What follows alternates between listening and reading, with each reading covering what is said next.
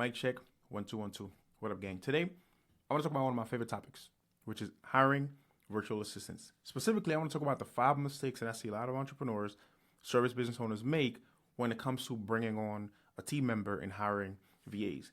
Now, you know it all the time. You hire somebody, things work well in the beginning, but eventually you find yourself sometimes doing more work than when you had the person in the first place. What could have gone wrong? And these are the mistakes I want to talk about today. So I'm going to share my screen. We're going to get into it. I got my dad hoodie on. Let's get into it. All right. So mistake number 1. The first mistake I think a lot of entrepreneurs make is that they actually hire VAs as opposed to an actual position. Now, let me break that down, right? So a virtual assistant, is somebody that assists you virtually. And sometimes they could be local, state-based, or offshore.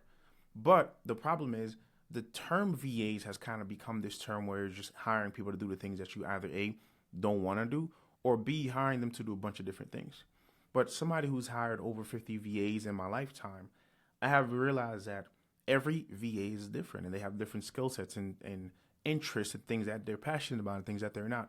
And so there are marketers who are virtual assistants. There are writers. There are all the different roles that you may need in the company. And so oftentimes we hire a VA and we just give them everything to do. But just like us, all right. So just like us, they have skills that they specialize in and things that they're good at. And so next time you're looking to bring somebody on board, consider thinking of the actual job position or role that you need to hire for and hire for that role rather than just a randomized VA. And that role could be an operations manager, right? Or head of operations or other roles that sounds like the same things that a virtual assistant would do. But in instance, most of us are looking for those roles rather than an actual VA. So that's the first one, which is we're hiring VAs versus the actual position. In fact, I actually don't even like to use the term VA because I just use the terminology that is the role that team member actually has, right? So that's the first thing. The second mistake I think a lot of entrepreneurs make, and I'm going to go to that, is assuming offshore teams means that they're unreliable. Now, I've been to a lot of different countries where my team members are. We've been to Indonesia. I've met team members there. I've been to the Philippines. More recently, I've been to Colombia, where I have some team members in. And I've had team members in different places, Jamaica, etc. And the main thing you need to understand is that these are regular people like you and I. If anything, I was not even born in America. I was born in Haiti. I am a regular person that just eventually moved here to this country, right? And so the same thing applies. So their reliability is as reliable or not as a regular person that lives in the States. And so, for example, a couple of things, zoom this out a little bit. So this is my team. This was us 2 years ago in the Philippines. We met with the team, the family. As you can see, these are folks with families, kids, spouses, bills, husbands, wives, problems, this and that, right? And so, like I said, these are regular folks. This is us. This is something called, I think it's ubut, I forgot what it's called, but it's like food on the table and you got to dig in. It's real cool. Anyways, and this was us just 2-3 weeks ago in Colombia with our team here. We went to the Science Museum, did some activities, and it was cool, a lot of fun, right? And I try to make it a business to meet up with my team wherever they are as much as possible. But it's important to understand that these folks are regular people. Their reliability is as reliable or not as anybody that you would hire anywhere. And so that's something that it's easier to change that mentality once you've actually visited them and meet them and see that they're regular folks. But just something worth mentioning, I think a lot of people stay away from offshore or they hesitate from giving certain tasks because of that fear of reliability. Now, there are certain instances where certain areas have issues with power or flooding or different things like that. Just like how, certain seasons in Florida, which is where I am, you have hurricanes and certain places you have tornadoes. And so it's the same kind of thing. You just prepare for that and just go accordingly, right? But that's the first thing. I think a lot of folks are assuming that offshore teams means unreliable. And that is not the case. At least that's not the case that I've seen. Or not any more unreliable than anybody else that you can encounter any day of the week. So that's the second mistake. The third mistake is one of my favorite ones, which is I think sometimes we don't give enough real task or real task ownership to folks. Now, a lot of us delegate the usual stuff, right? Check my email, whatever, the basic stuff. Maybe even if you go a step further, you can say, check on my packages or, call this place for me, those kind of things. But there are certain tasks I think we a lot of times think is reserved for us as the founders of the business. And so as a result, we don't give that to somebody else to do. And as a result, we're still stuck in the business doing the things that we could actually have somebody else doing. So, for example, these are some of the things that I delegate to my team that I think not everybody does, right? So, obviously, you have the usual stuff, the emails or whatever, but also other times where there are instances where for some of our businesses, our team members do more calling and speaking with clients than us. Like our clients don't even know of our existence, right? And I know some folks may fear things like accidents and stuff like that, but this is 2025 at the time of this recording, almost 2026, right? People have learned to accept. And in addition to that, I mean, as somebody who also wasn't born here, right? There are team members that I've encountered who has less of an accent than me. And I've been in this country for almost 20 years, over 20 years, excuse me, right?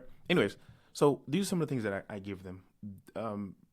Calls with clients, partners, et cetera, where they're fully representing us and they can make decisions on our behalf, right? So not just helpers, these are folks that oversee certain parts of our livelihood and our businesses. Bookkeeping and taxes.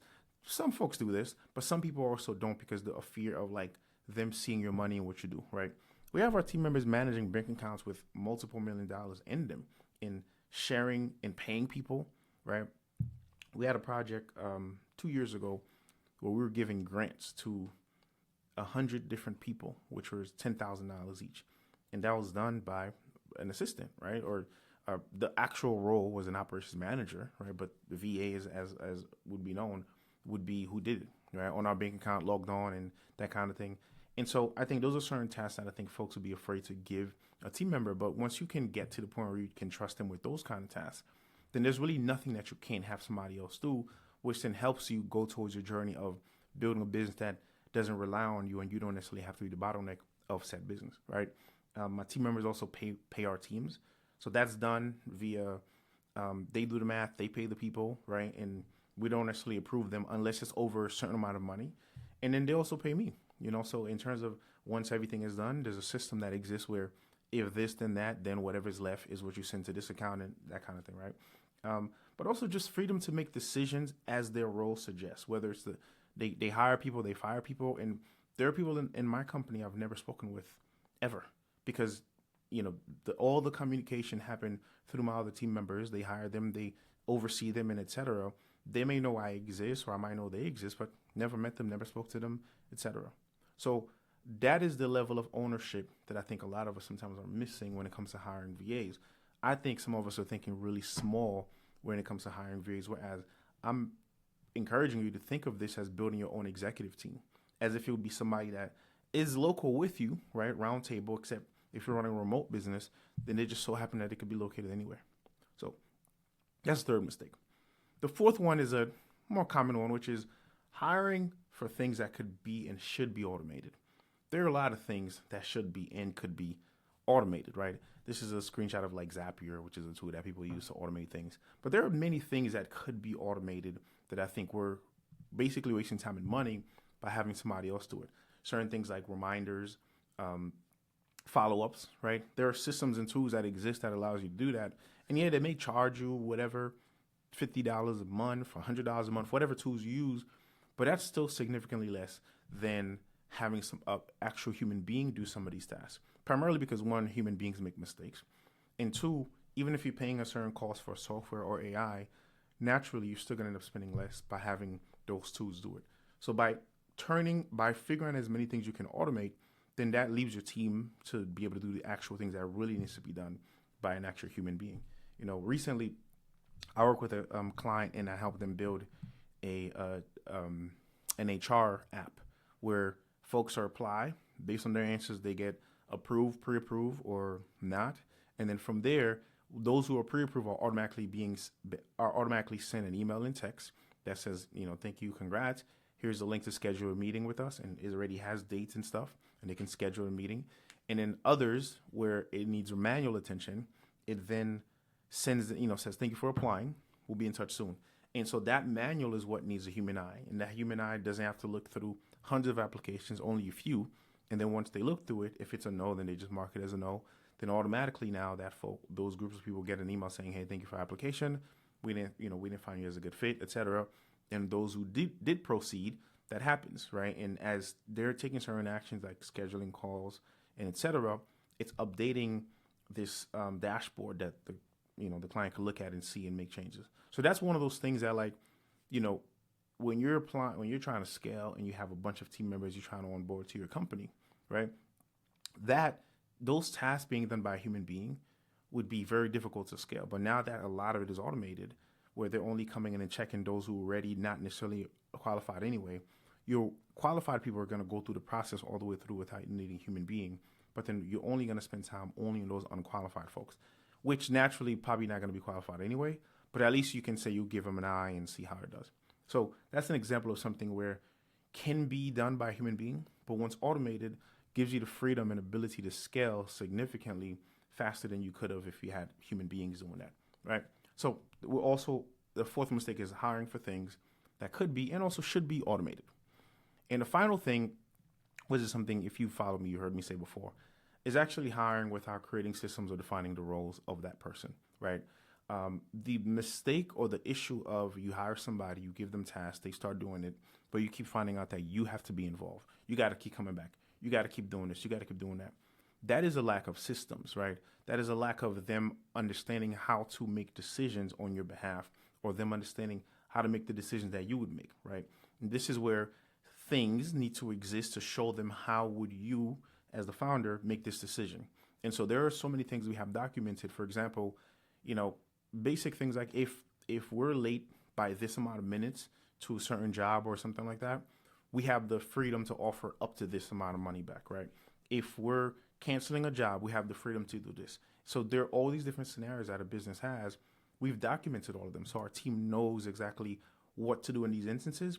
So all those questions that you would have gotten, hey, so this thing happened and I don't know what to do, all of those now exist in a documentation, one that is living and breathing and updating as it goes. And so the team also knows that if they find a better method, they're allowed to change it and tweak it up.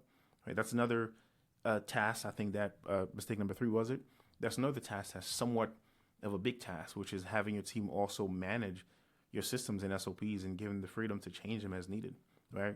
But not having clear systems. And I'm talking about, like, I've shared these things before, the seed method. I think I have some stuff here, like the seed stuff, all the things I've shared about, KPI and the process maps, all those kind of things. This is what I'm referring to when I'm mentioning this one. But the issue is this, right? Not having systems prior to hiring your team, to me, is the 5th mistake that a lot of us make, because then we're giving people to do things that we don't even know actually works. And then we get mad at them for not doing it the right way. But them not knowing the right way is because we didn't supply them with that information ahead of time.